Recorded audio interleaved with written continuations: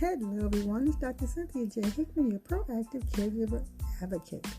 Our topic today, does your loved one have heart failure? Since it is Heart Health Month and I am a registered nurse with many experiences of caring for cardiology patients, personal experiences make really good conversations.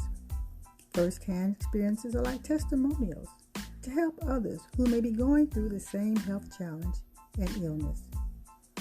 In my family, I am facing the challenge of heart failure up close and personal. I wanted to share a few pointers to help others who may have loved ones facing this particular health challenge. Without being too deep, heart failure is classified in two ways: systolic and or diastolic heart failure. Right-sided heart failure, left-sided heart failure. Heart failure happens when the heart cannot pump enough blood and oxygen to support other organs of the body. Heart failure is a serious condition, but take heart. It can be managed with proper education, behavior modification, and a positive mindset. You may ask what kinds of conditions can cause heart failure. Well, if you and your family have coronary artery disease, someone who's had a heart attack, someone who has diabetes, high blood pressure, obesity, all those can cause heart failure to come a-knocking. So what tips and strategies can be utilized when heart failure has been diagnosed? What are the symptoms of heart failure? Oftentimes it's a feeling of being tired. You might see swelling in the hands and feet. There's shortness of breath at rest. Physical activity is limited. And sometimes if they're laying down, they can't. So they most often will sleep sitting up. And of course, weight and appetite changes. So how can you stay on top of heart failure?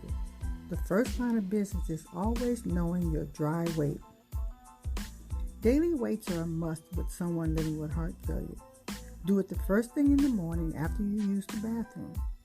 My rule of thumb is weigh any over 3 pounds needs to have a conversation with your doctor. You must pay attention to your weight.